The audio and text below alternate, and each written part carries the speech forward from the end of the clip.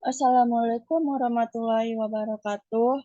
Perkenalkan, nama saya Aziza Wulandari dengan NIM 2234917 dari Prodi Penginderaan Jauh dan Sistem Informasi Geografis. Di sini saya akan mempresentasikan hasil analisis saya, yaitu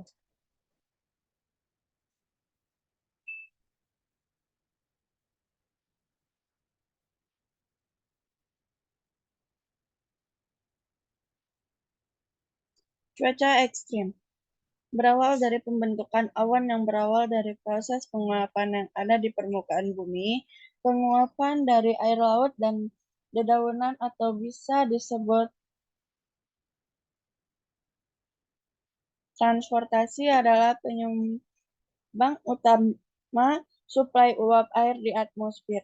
Faktanya, Indonesia memiliki bentang alam 70%, merupakan lautan, memiliki hutan yang luas, dan berada di wilayah Indonesia yang besar. Uap air yang merupakan hutan baku dalam pembentukan awan ini tidak bisa berubah menjadi awan dengan sendirinya. Uap air yang terangkat ke atmosfer ini harus bertemu dengan partikel lainnya. Air tentunya menjadi proses kondensasi. Partikel ini disebut inti kondensasi. Semakin banyak inti kondensasi di atmosfer, maka perubahan uap air menjadi awan semakin mudah. Proses penguapan tentunya akan diawali dengan proses pemanasan di atmosfer di dekat permukaan bumi.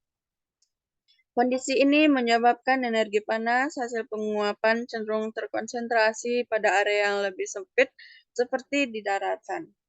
Sehingga ketika awan sudah terbentuk, petir dan angin kencang yang terbentuk juga akan lebih hebat dan dari petir dan angin kencang di atas lautan dengan tingkat penguapan yang sama.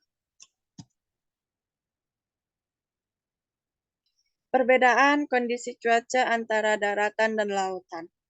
Inti kondensasi konsentrasinya lebih banyak berada di atas daratan dibandingkan di atas lautan. Jumlah inti kondensasi di atmosfer ini bisa mempengaruhi ukuran tetes hujan yang akan semakin kecil. Begitu pula sebaliknya.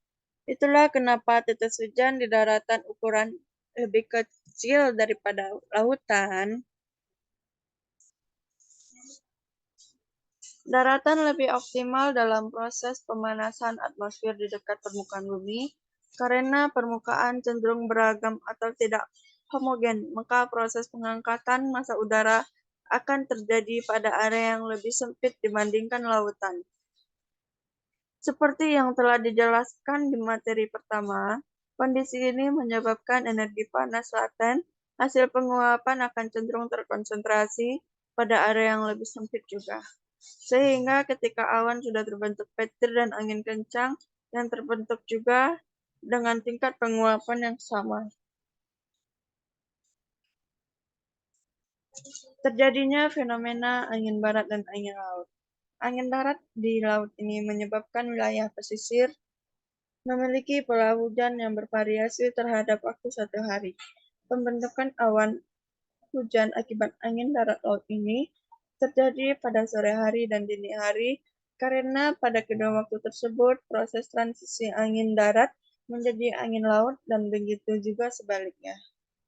Proses transisi ini menyebabkan bentuknya daerah konvergensi angin, daerah terkumpulnya massa uap air dan akhirnya menjadi awan.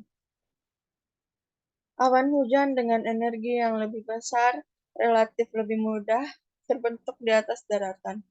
Kemudian dari faktor angin kita dapat mengetahui bahwa waktu paling perlu diwaspadai adalah ketika sore hari untuk wilayah daratan dan dini hari untuk wilayah lepas pantai.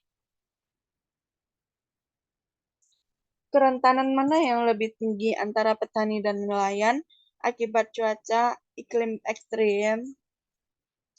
Sebagai negara maritim dan agraris, Indonesia identik dengan sebagian besar masyarakatnya yang berprofesi sebagai nelayan dan petani. Namun banyak nelayan dan petani di Indonesia yang tidak memahami bahwa kegiatan mereka di laut dan wilayah sawah ataupun ladang memiliki tingkat kerentanan berdampak cuaca ekstrim yang sangat tinggi. Berdasarkan mitigasi dampak cuaca ekstrim berprovinsi, petani lebih rentan berdampak cuaca, terutama terkait sambaran petir. Namun hal ini tidak berarti profesi nelayan tidak berpotensi dampak cuaca ekstrim. Sekian dari saya, Azza Wulandari. Jika ada kesalahan, mohon dimaafkan. Assalamualaikum warahmatullahi wabarakatuh.